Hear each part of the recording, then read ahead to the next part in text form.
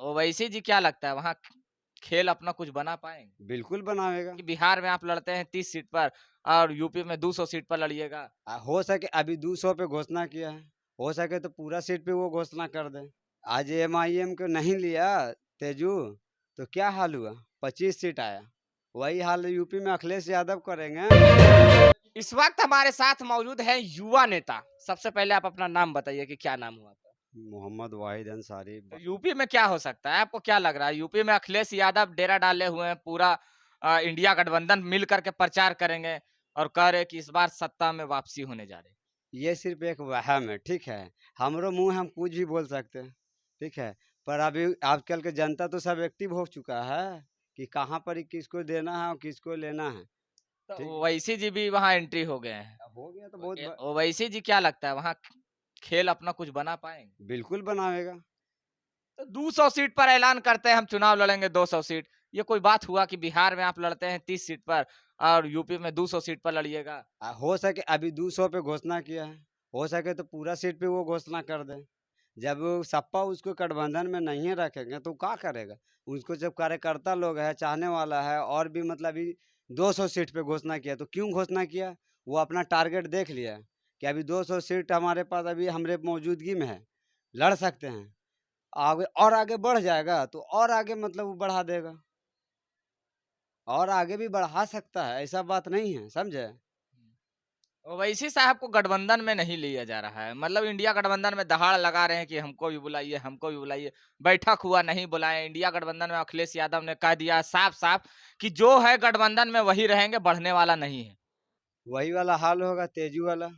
आज एमआईएम को नहीं लिया तेजू, तो क्या हाल हुआ? 25 सीट आया। वही हाल यूपी में अखिलेश यादव करेंगे। अखिलेश यादव वही हाल में रहेंगे।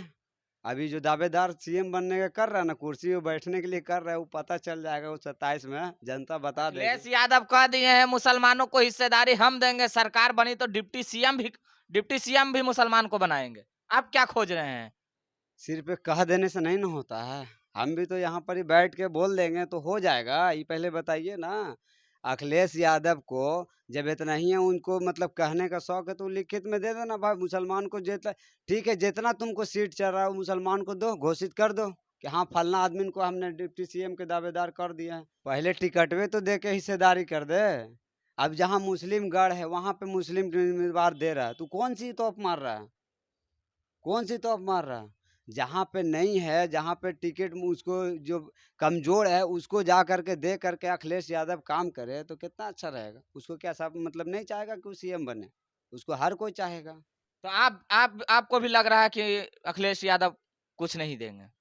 अखिलेश यादव अब क्या लग रहा है, क्या करेगा, नहीं करेगा, अब वो तो देख ही रह रहा है सब सोशल मीडिया पे। इंडिया गठबंधन में एमआईएम को लेना चाहिए कि नहीं? बस एकदम लेना चाहिए गठबंधन में। क्यों क्यों? लेना चाहिए? क्यों वो मतलब पार्टी के हिस्सेदारी के लायक नहीं है क्या?